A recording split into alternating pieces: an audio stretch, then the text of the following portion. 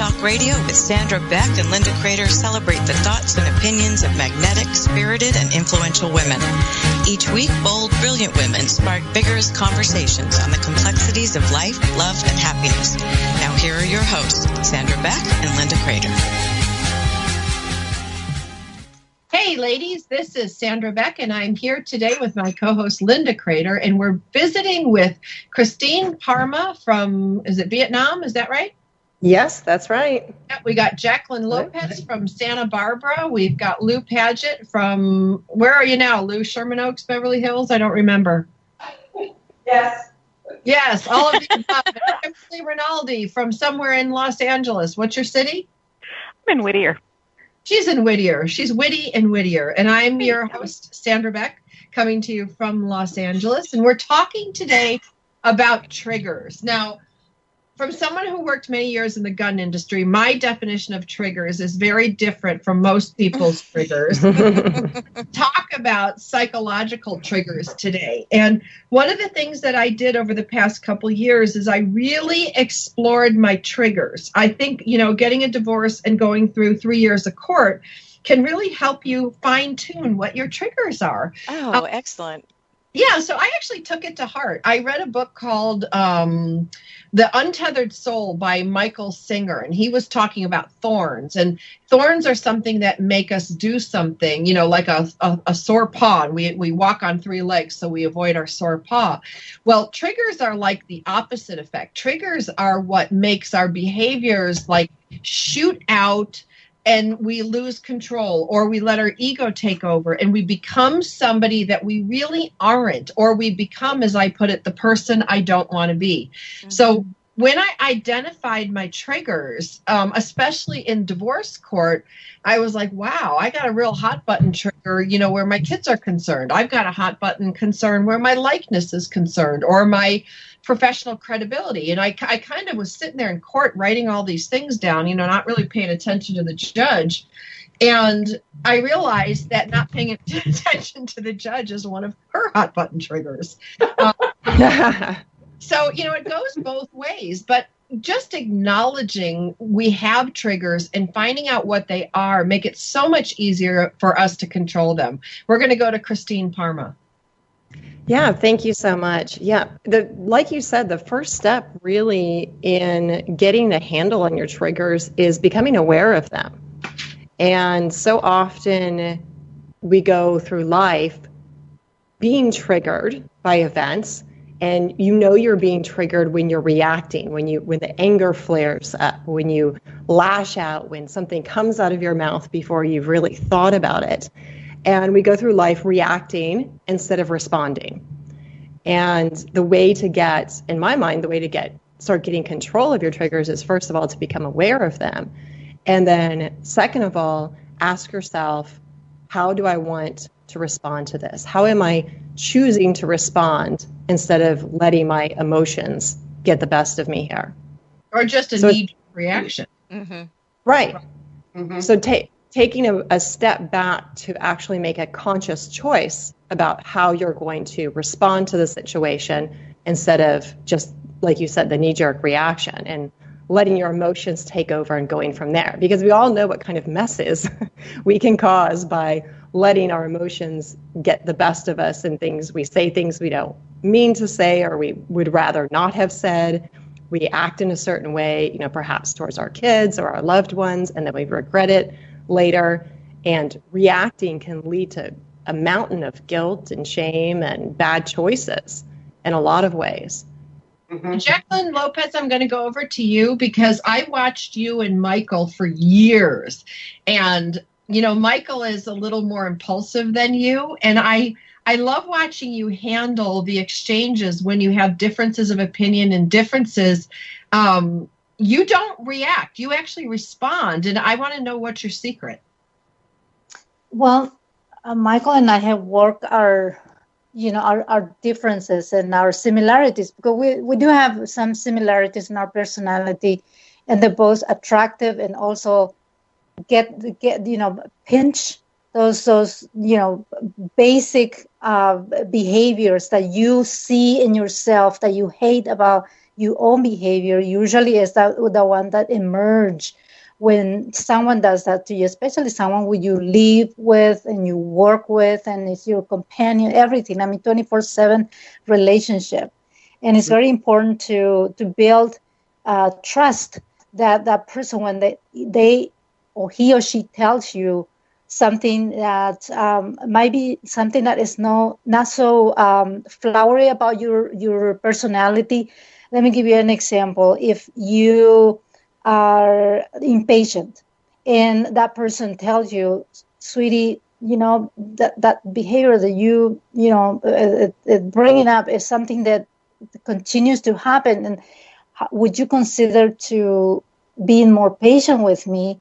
And so when you take it as if coming from love instead of criticism, and you stop for a minute and you think, this person is telling me because he loves me, and it's pinching I'm reacting because I think it's criticizing me, as opposed to he wants me to get better at this because this is something I need to work on. So we practice something that we actually teach people, which is the power of presence. So if you stop for that minute, instead of reacting to what he's telling you, to something that you need to work on, and then becoming present, looking at his eyes, and realizing that this is coming from love, from compassion for me, because I have that tendency of not being patient with other people.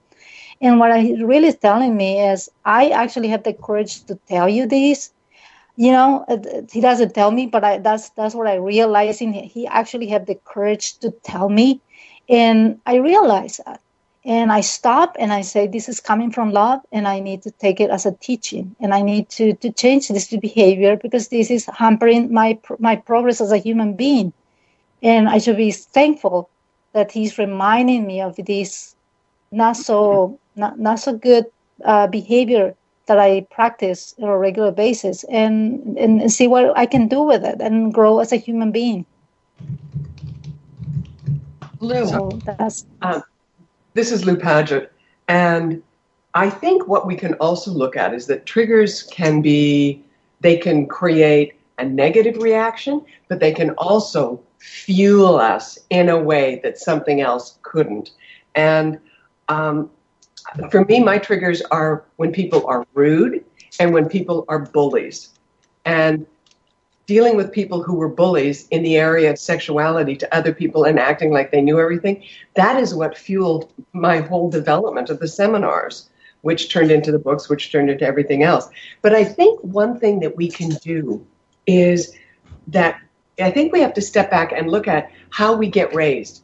At around age 2 or 3 is when we're starting to do things, and then someone tells us, you can't have that reaction.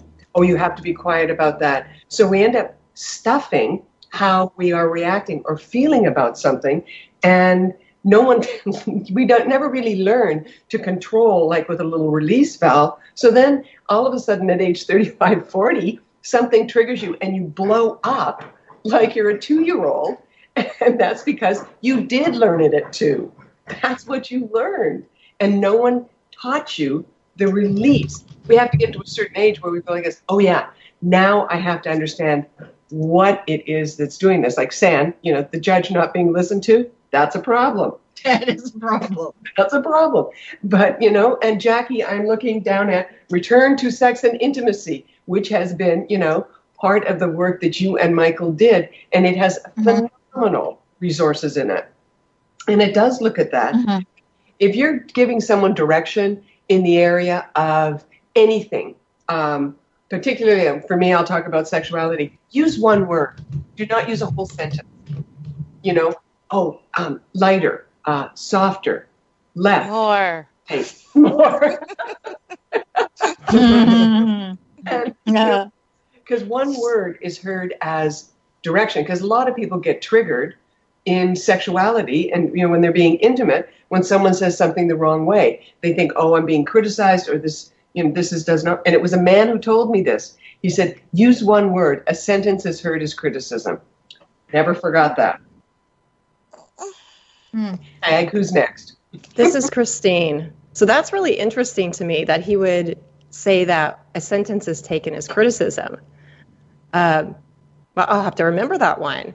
But that perfectly goes with what I was wanting to say about along the lines of criticism and judgment, because so often we take what people are sharing with us, even if they're doing it truly from a place of love and they're not being rude, we take it as criticism or self-judgment.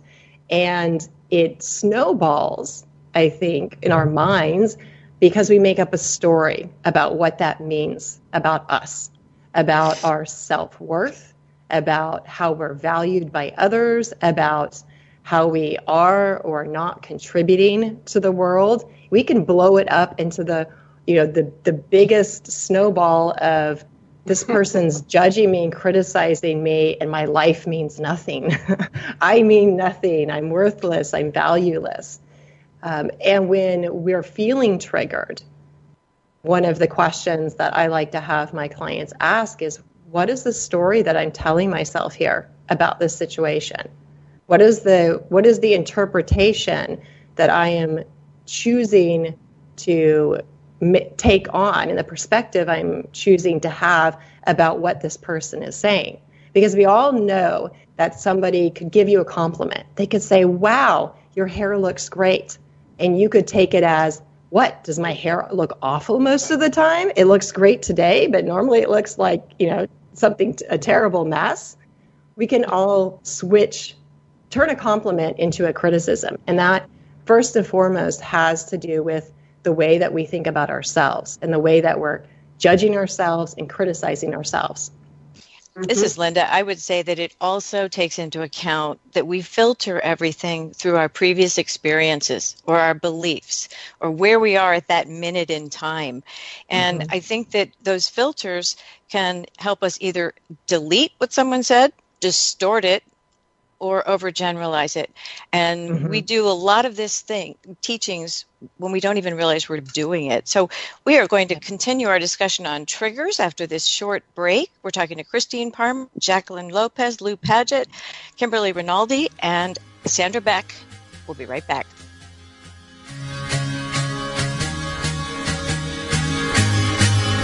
We're Dynamic Women Talk Radio, and we'll return after these short messages.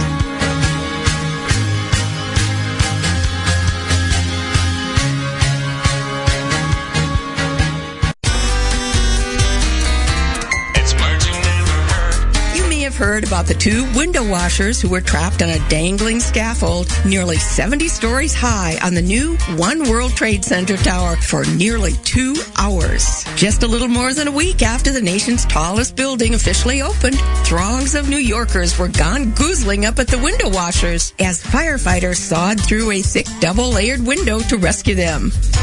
Talk about horripilation or an experience that gives you goosebumps. The first scaffolding in New York for window cleaning was constructed in 1952. A single cleaning cycle on the 80-story glass walls of the Time Warner Center can take 6 men over 4 months to complete. The pay is good, but people with acrophobia or the fear of heights need not apply. I'm Carolyn Davidson, and you can have fun challenging your words you never heard vocabulary with my new app, Too Funny for Words.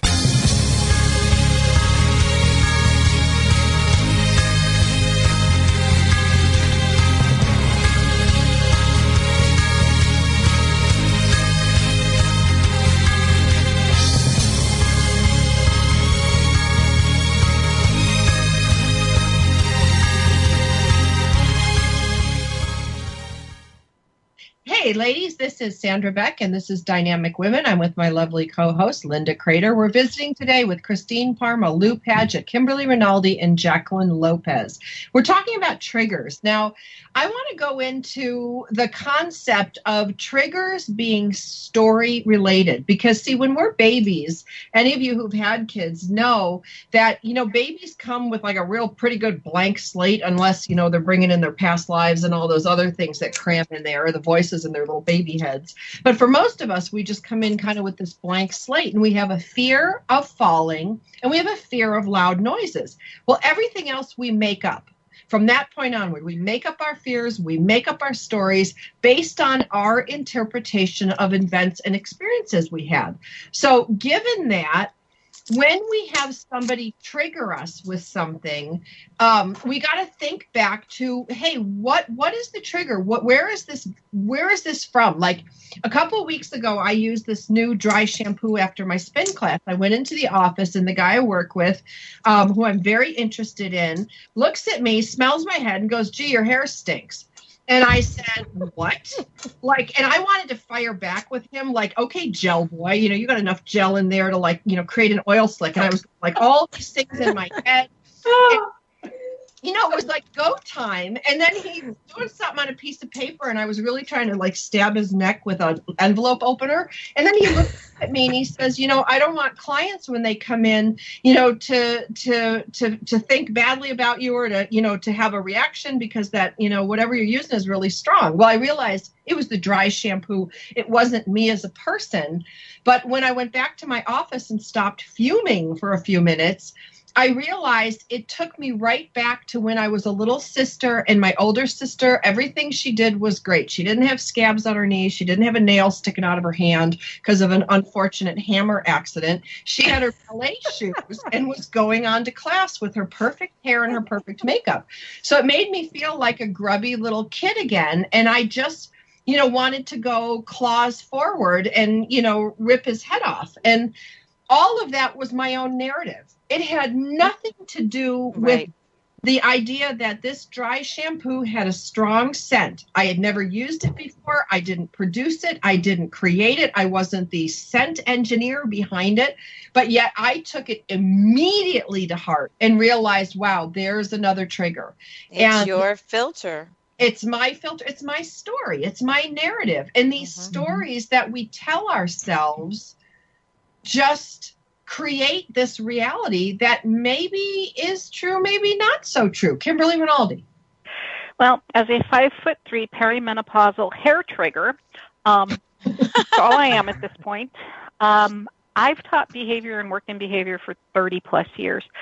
Your behaviors, your thoughts, your beliefs, your emotions, they all come from the subconscious. And I prefer creative consciousness as the term.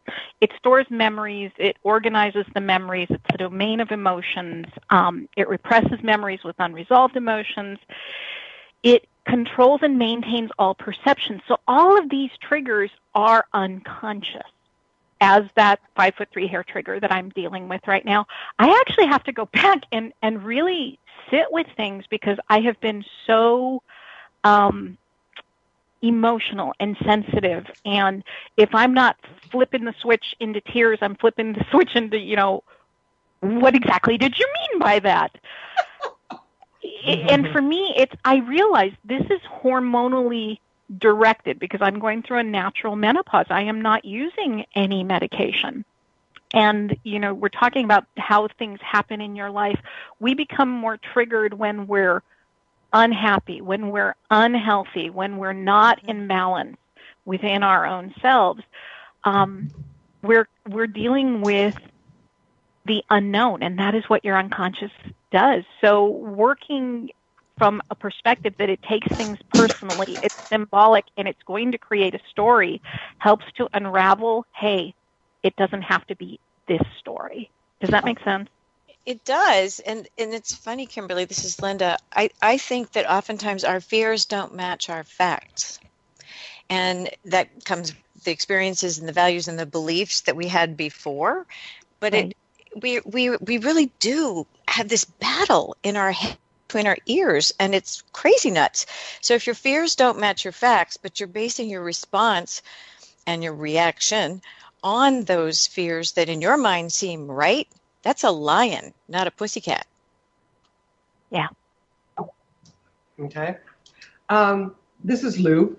And San, when we talked at the top of the show on sometimes triggers can be good and they can motivate you to do something that takes care of something, or they can, derail you. But might I point out to you, my dear, yes, you know about triggers, actual triggers for guns. And that was the thing. And one of your triggers is people who lie.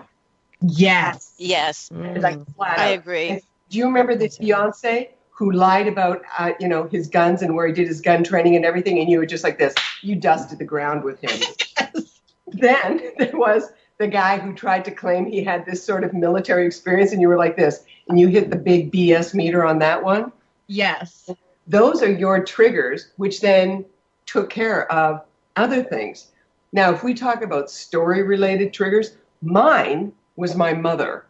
And my mother did, just quickly, the backstory, my mother did not want to adopt myself and my twin sister, and my father did. So needless to say, she was a little bit resentful when he said, we're going to be adopting these babies. And at age 2, or I was about age 2 or 3, just when kids are becoming verbal, I apparently told her, just because you're bigger doesn't mean you're right. So I was that child. And that, my mother being a bully, is the thing that I have always been, that's my red flag. But what it also does is it has me get myself prepared, and I will go frickin' toe-to-toe with anybody in my areas because I know that I know. And so my trigger was this, and I know it, and there's other times that I don't have to engage because of it. But the triggers can make you do something, and of course there are other times, hopefully not when wine's involved, when a trigger may make me, with my twin sister, do something that I shouldn't have. Next. Yep. So this is Christine. So there's a couple of thoughts I want to follow up with on that were just shared.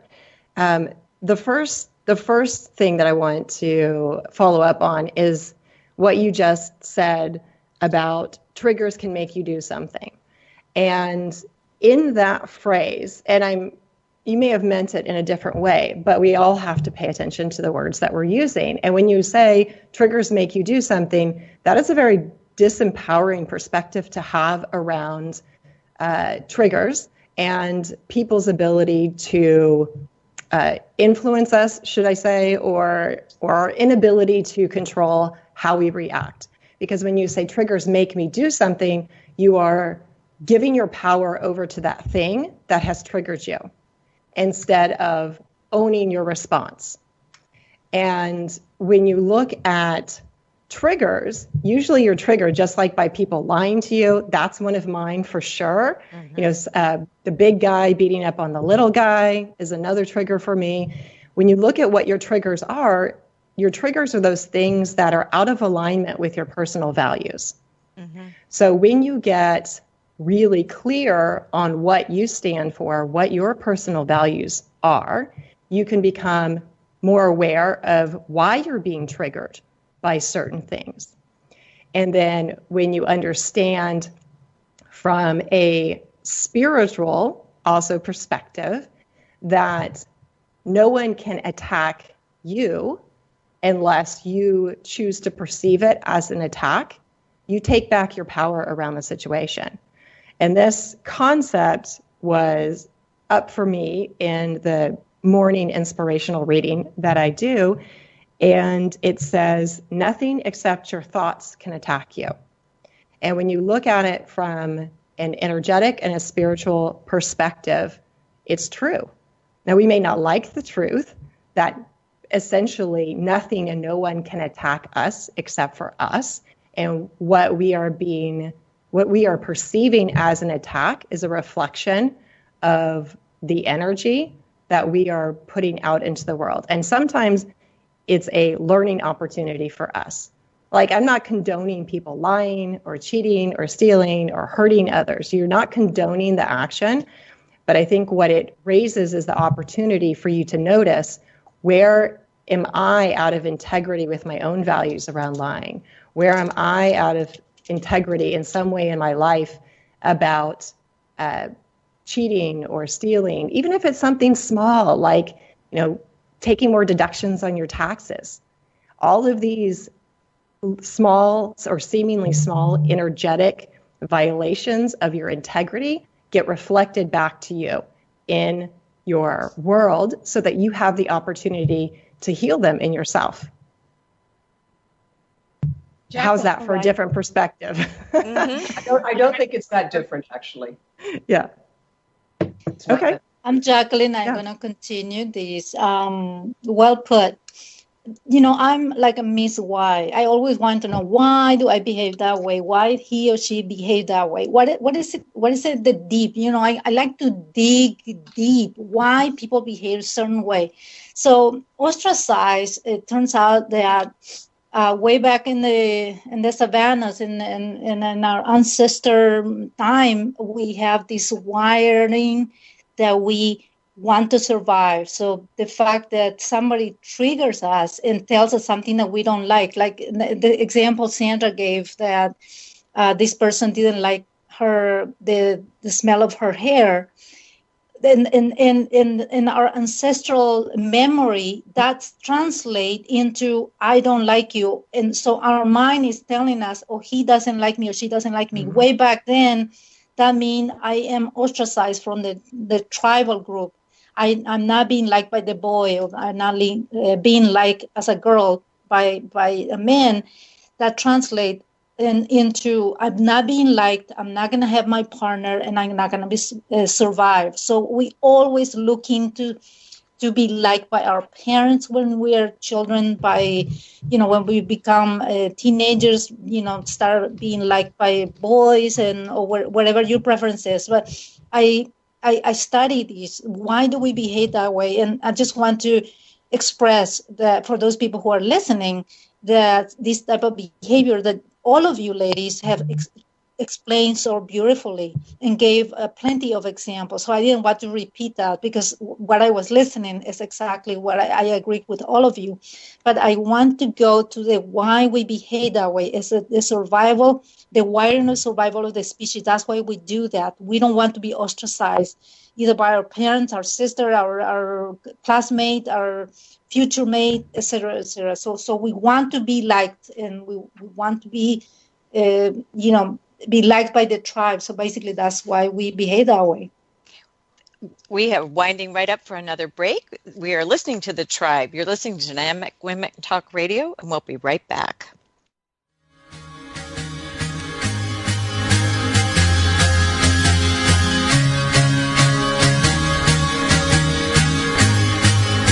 We're Dynamic Women Talk Radio, and we'll return after these short messages.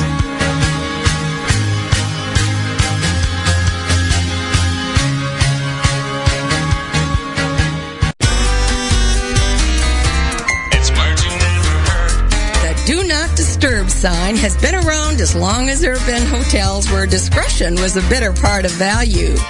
One lecturer at Cornell University's School of Hotel Administration traces the Do Not Disturb sign roots to the aristocracy of the early 20th century at grand establishments such as the Ritz in Europe. It sure is annoying when you just want to be a slug of bed and someone knocks at the door and says, "Housekeeping." What's the word for the semi-conscious state between sleep and wakefulness? Hypnopompic. There are days when I wish I could wear a Do Not Disturb sign around my neck. What do you call someone who wants to lay in bed all day? A scabrilacher. I'm Carolyn Davidson, and you can have fun challenging your words you never heard vocabulary with my free app, Too Funny for Words.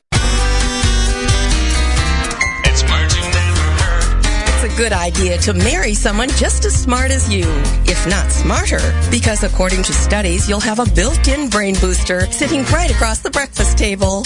Scientists discovered that after 14 years together, the spouse with a better grasp of verbal meanings and word fluency had pulled their lower functioning partner up to their level. So what's another word for a marriage between well-matched persons? Nomogamosis. As opposed to a marriage in which persons are grossly incompatible, heterogamosis. A kiss at least once a day can trigger the release of the bonding hormone oxytocin and lowers the level of the stress hormone cortisol. What's another name for kissing with your eyes closed? Tiflabasia. I'm Carolyn Davidson, and you can have fun challenging your words you never heard vocabulary with my free app, Too Funny for Words.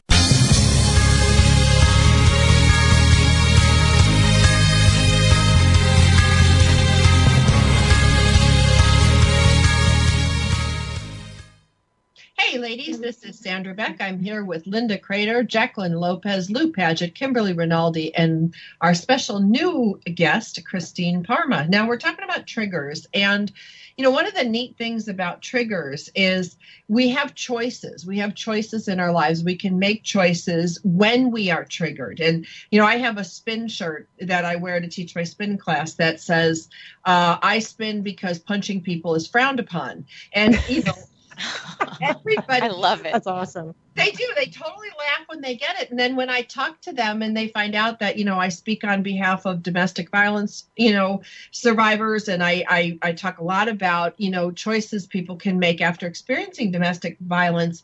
The one thing that came from my experience with all that was the cost of anger, the cost of being out of control is not something I'm willing to pay. And anytime I get triggered, I think about anger is expensive.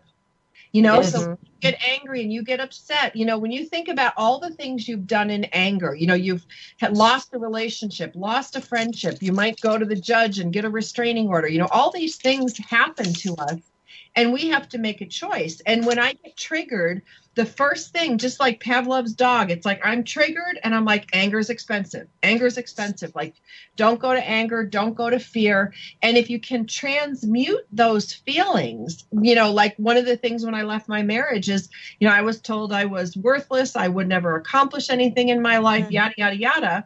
And I use that to fuel me into my success. So I just want to go to Lou and then to Jacqueline, because Lou, you are one of the best examples of someone who has taken a trigger and turned it into a multi-gazillion, I don't know how many books have you sold, millions of books you've sold, bestsellers, all those things I don't think would have happened if you hadn't been poked a few times in your trigger.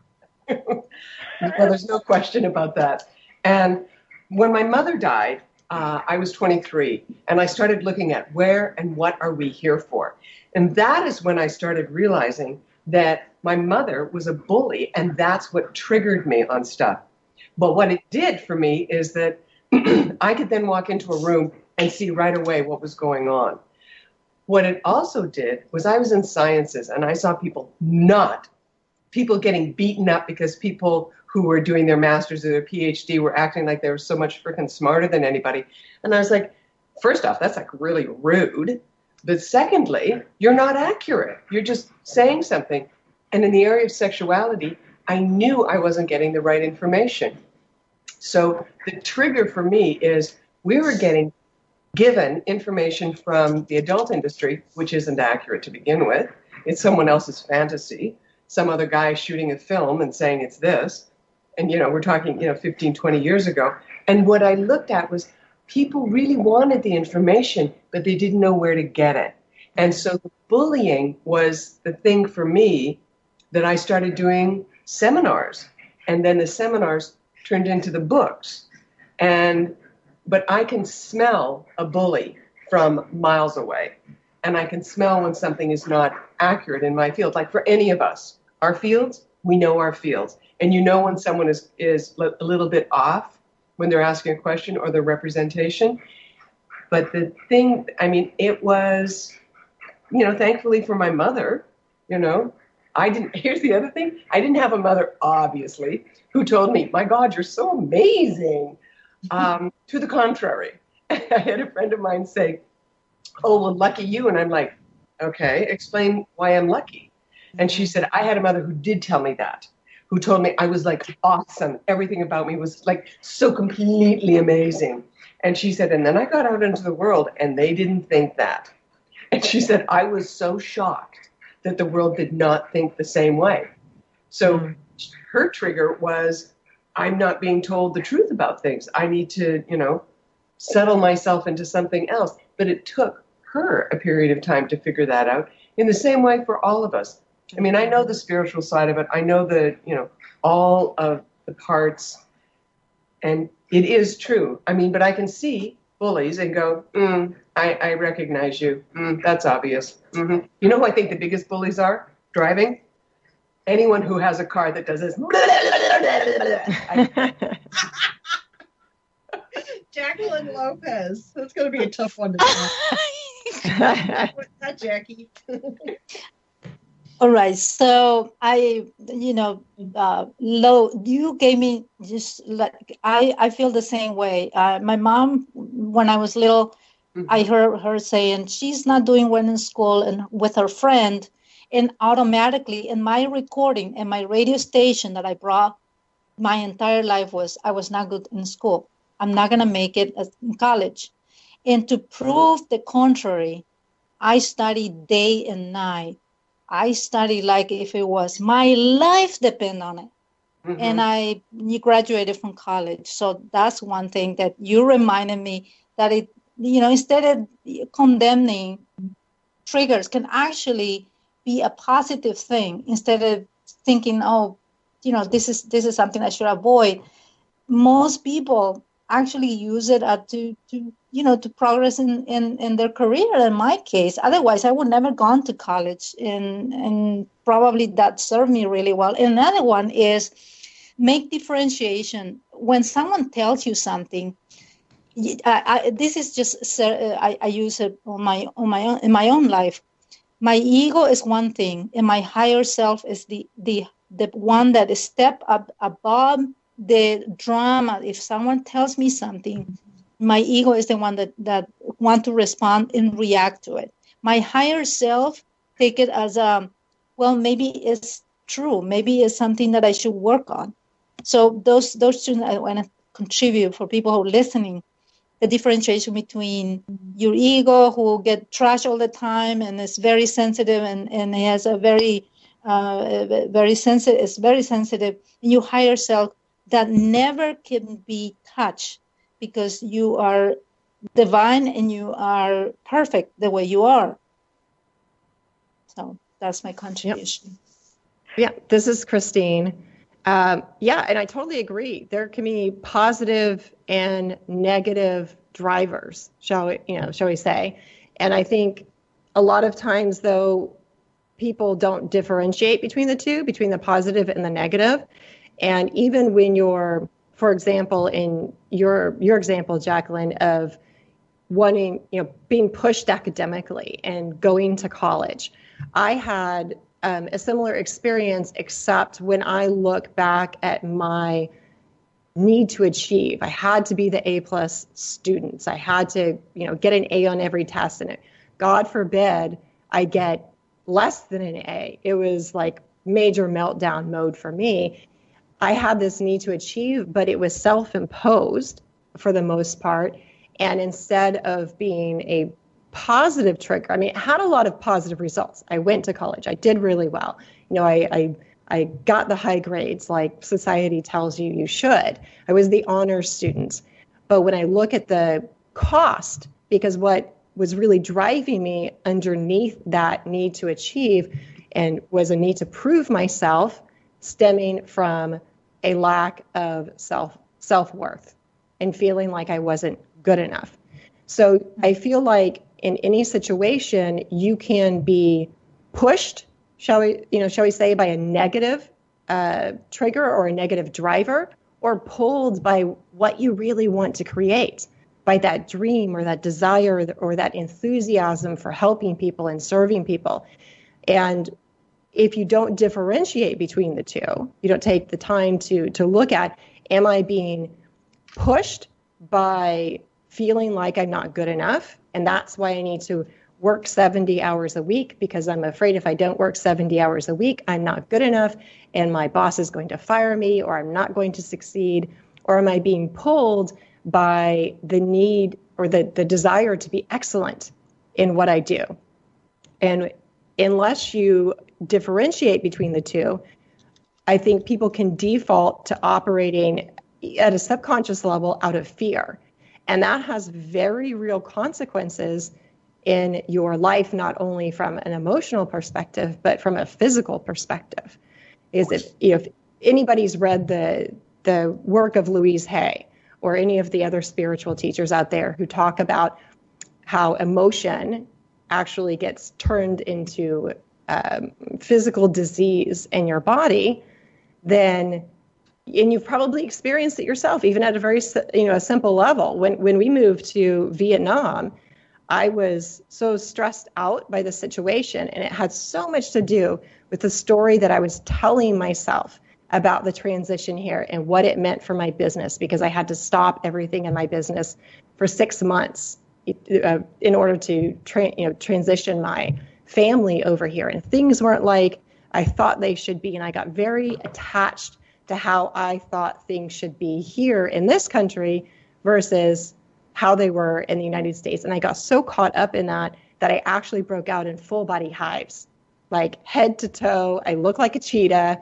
My face was swollen. My eyes, the last day, my eyes were basically swollen shut. And I'm thinking, oh, this is really nice. This is great. I'm going to look great when I do my next Facebook, video, looking like this. And I realized that I had done it to myself, that I had allowed myself, and I had taken the perspective of, things aren't the way I want them to be, and therefore they're wrong, and they should be different. And I imposed that stress on myself, and my body reacted physically. Now, when you, over time, allow yourself to be triggered and to feel angry and feel resentful or feel guilty or ashamed of something that is going on in your life, that can manifest in physical disease.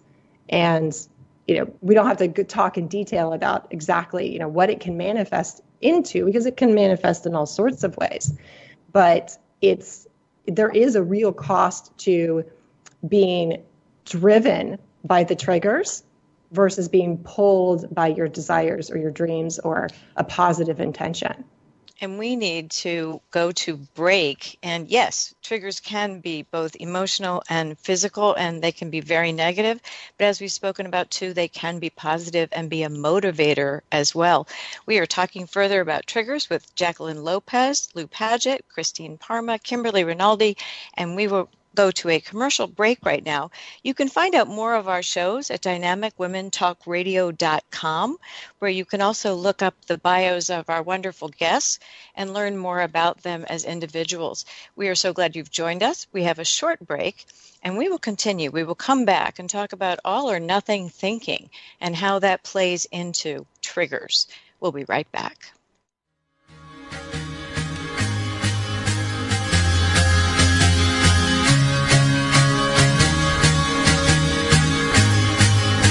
We're Dynamic Women Talk Radio, and we'll return after these short messages.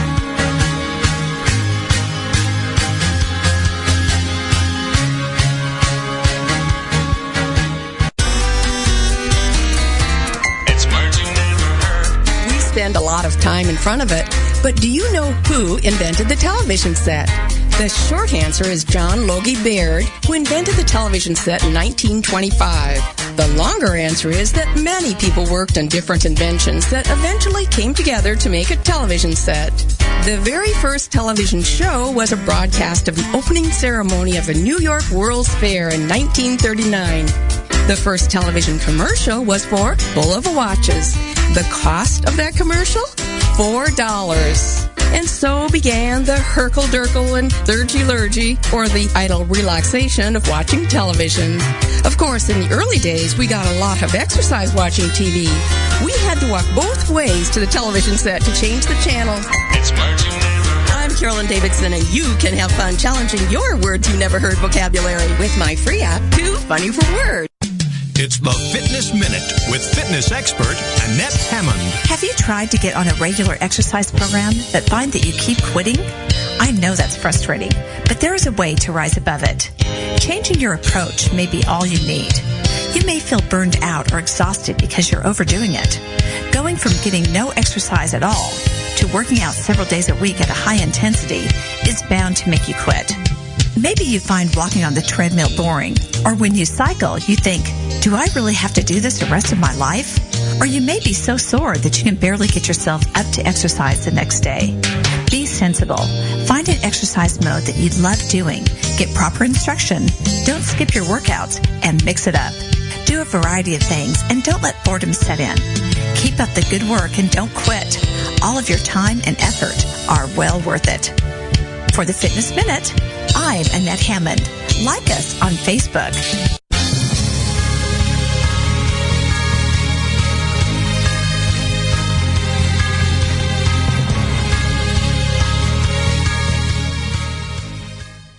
Hey, ladies, this is Sandra Beck, and I'm here with Linda Crater, Christine Parma, Jacqueline Lopez, Lou Paget, and Kimberly Rinaldi. And, one of the interesting things that goes along with triggers is, we talked about, the narratives that we create, the stories we create in our own head that, cause us to have a certain reaction from stimulus, like a comment or a sarcastic comment, or, but also there's this black and white thinking or binary thinking, like it's got to be one way or the other way. And this is what makes somebody like me who likes to poke at soft spots for a living so much fun, because when you get these black and white thinkers, or these all or nothing thinkers, or the catastrophizers, or the people who take it to the extreme, if you're a fun student of human nature like I am, and you like to poke at things just to watch it blow up,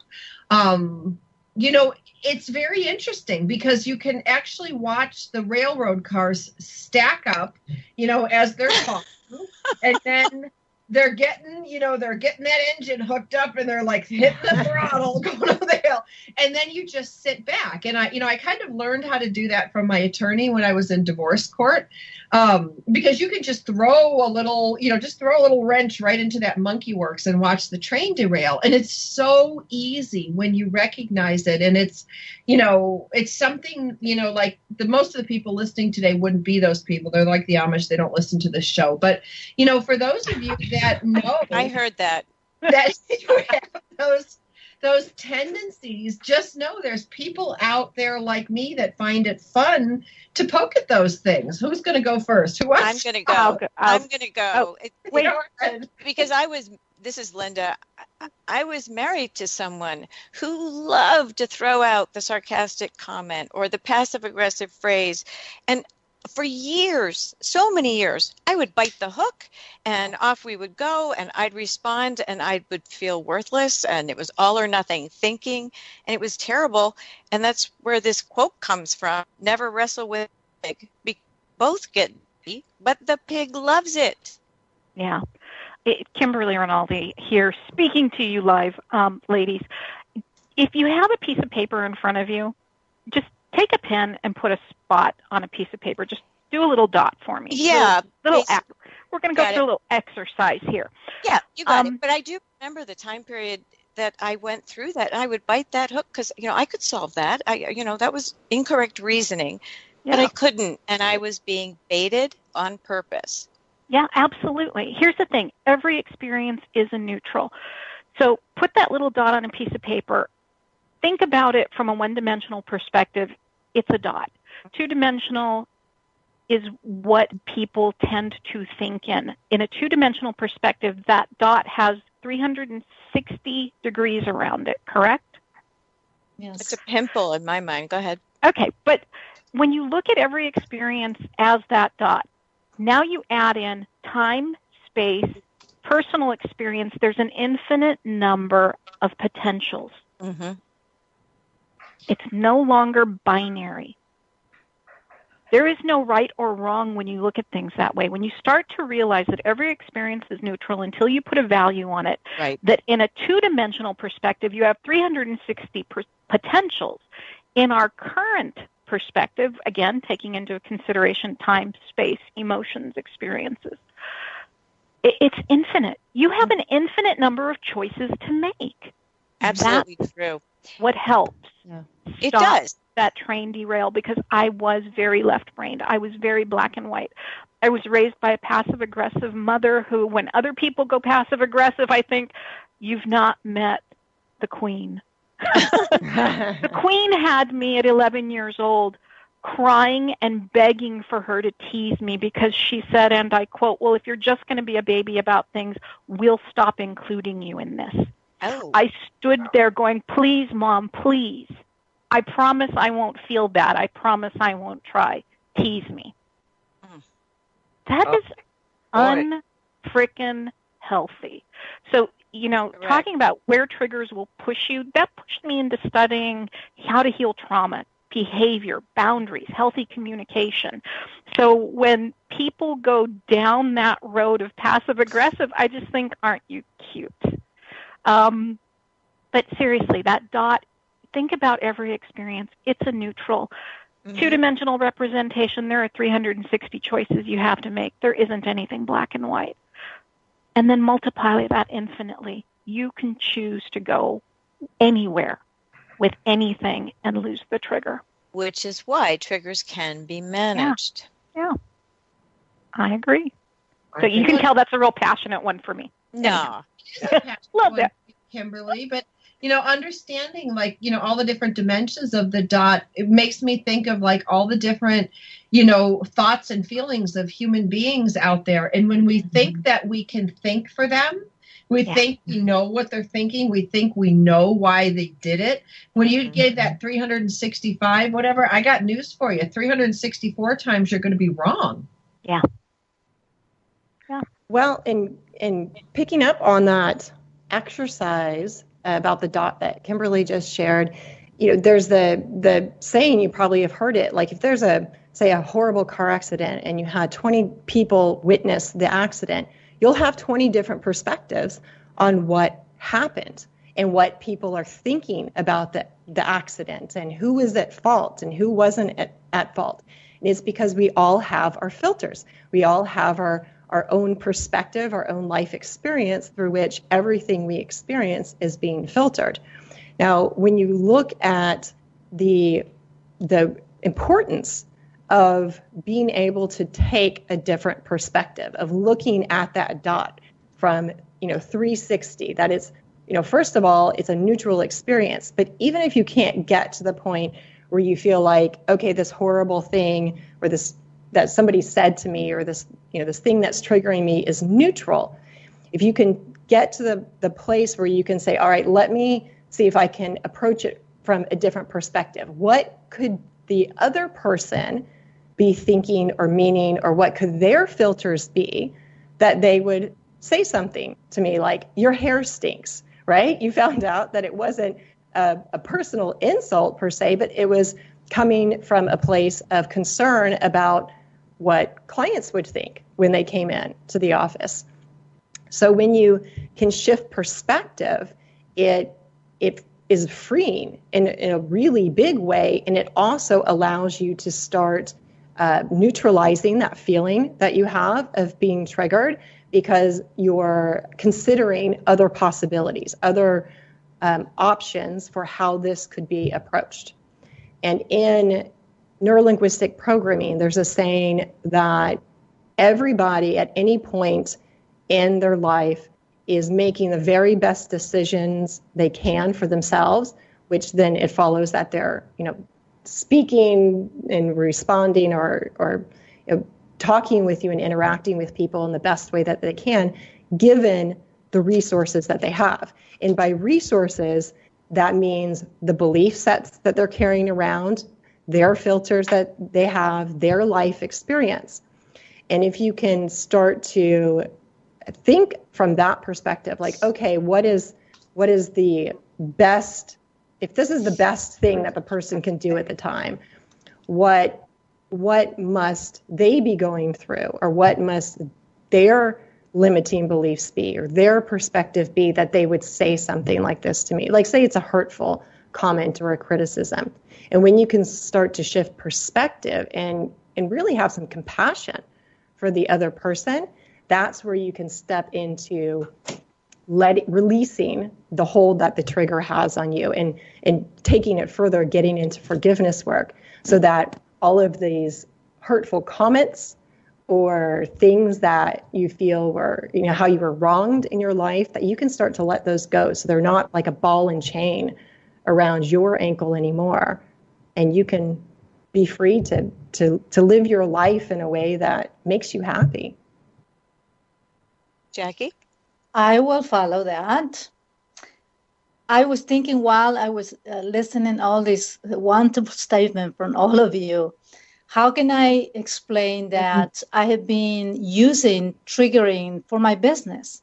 And I explain you also that I have been using triggering engineering for my intimate life.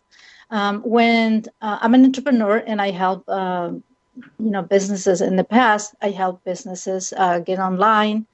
And I remember when I'm going to have a meeting on the phone, even a face-to-face meeting, I would not necessarily calculate what I'm going to say, but I realized just now that I used to use the triggering. In other words, I want certain reaction from my client, so I position my statement about their business in a certain way. In other words, you position what you want to get.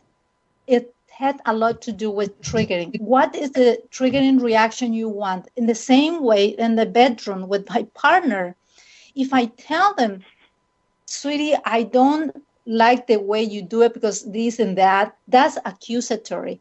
But if I position what I want in a certain way, I get what I want every time. So I invite the people who are listening, it's all about the positioning. If you want to trigger a certain reaction from your partner, from your client, it's all about how you bring it up. So that's what my contribution. Use triggering to get what you want, in other words. Mm-hmm. Yep. This is Lou, and I remember hearing this comment, which, you know, when you speak, Jackie, and you say, knowing that you were going to make this comment and this reaction was likely going to be the thing. I love when people would say, oh, my family pushes my buttons. Well, congratulations. They put them there. That's what triggers are. And, you know, if we think about, if we are able to step back on occasion and go, who put my triggers there? And it was you, and it wasn't someone else. The other thing is, you know, the people closest to you are the people who can typically do that, which then, you know, I've had to have these conversations with my identical twin sister. Not okay to say that. And, you know, this is a person I probably know better than anybody in the world, but there's still things. Now, we have 1 minute until we're done. Here's the thing. We have had a marvelous show today. Thank you, ladies. Thank you, all of you. Lou, I just had to follow up. The reason you say that to your twin is it's not okay to say that because people will think it's me. That's what happens. Don't you dare go out of the house looking like that. Someone will think you're me. Yeah, funny. Ladies, we're done for today. Thank you for listening to Dynamic Women Talk Radio, and go find more at dynamicwomentalkradio.com. Thank you for tuning in today to Dynamic Women Talk Radio, and join us each week. You can find more shows on dynamicwomentalkradio.com.